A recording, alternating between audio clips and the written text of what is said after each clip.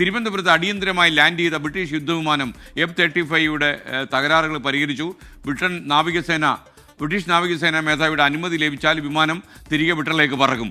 മനീഷ് മഹിവാൽ തിരുവനന്തപുരത്ത് നിന്ന് വിമാനത്തിൻ്റെ ഇപ്പോഴത്തെ അവസ്ഥയുമായി പറയാൻ നമുക്കൊപ്പം ചേരുകയാണ്. മനീഷ്, യഥാർത്ഥത്തിൽ അതിൻ്റെ തകരാറെല്ലാം പൂർണ്ണമായും പരിഹരിച്ചോ?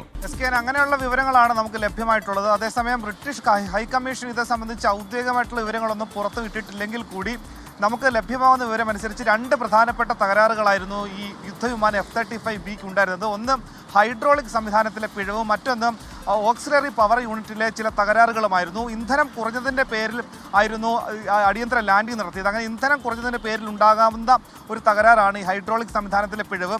അത് ആദ്യം പരിഹരിച്ചു. പക്ഷേ പിന്നീടാണ് ഈ ഓക്സിലറി പവർ യൂണിറ്റിലെ പ്രശ്നങ്ങൾ ഉണ്ടായത്. പക്ഷേ അത് പരിഹരിക്കാൻ നിലവിലുണ്ടായിരുന്ന പൈലറ്റിനോ അല്ലെങ്കിൽ ആ വിമാനത്തിൽ ഉണ്ടായിരുന്ന സാങ്കേതിക വിദഗ്ധർക്കോ കഴിഞ്ഞിരുന്നില്ല. അങ്ങനെ കഴിഞ്ഞ 6-ാം തീയതിയാണ്, ഈ മാസം 6-ാം തീയതിയാണ് 24 അംഗ സംഘം പ്രത്യേക വിമാനത്തിൽ, അതായത് ബ്രിട്ടൻ്റെ വ്യോമസേന വിമാനത്തിൽ തന്നെ തിരുവനന്തപുരം അന്താരാഷ്ട്ര വിമാനത്താവളത്തിലെത്തിയത് 24 സംഘം ഉണ്ടായിരുന്നു. വ്യോമസേനയുടെ പ്രത്യേക സാങ്കേതിക വിദഗ്ധരും ഒപ്പം തന്നെ ഈ യുദ്ധവിമാനം F-35B ഉണ്ടാക്കിയ കമ്പനി, അമേരിക്കൻ കമ്പനിയിലെ സാങ്കേതിക വിദഗ്ധരും അടക്കമുള്ള സംഘം എത്തി.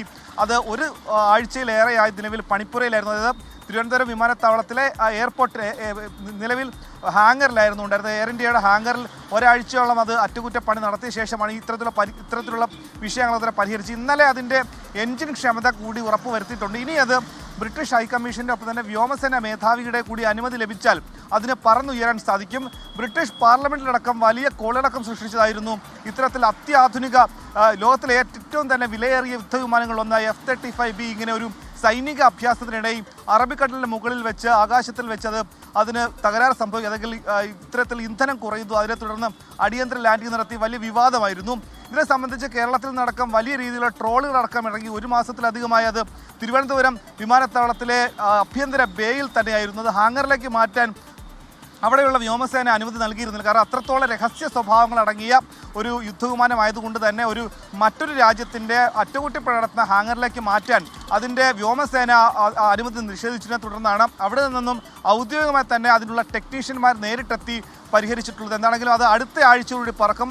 അത് പരിഹരിക്കാൻ വേണ്ടിയിട്ട് എത്തിയിട്ടുള്ള സാങ്കേതിക ഉപകരണങ്ങൾ ഇന്ന് മറ്റൊരു യുദ്ധവിമാനത്തിൽ അവിടേക്ക് ബ്രിട്ടനിലേക്ക് മടങ്ങും എന്നുള്ള വിവരം കൂടി നമുക്ക് ലഭ്യമായിട്ടുണ്ട്. SK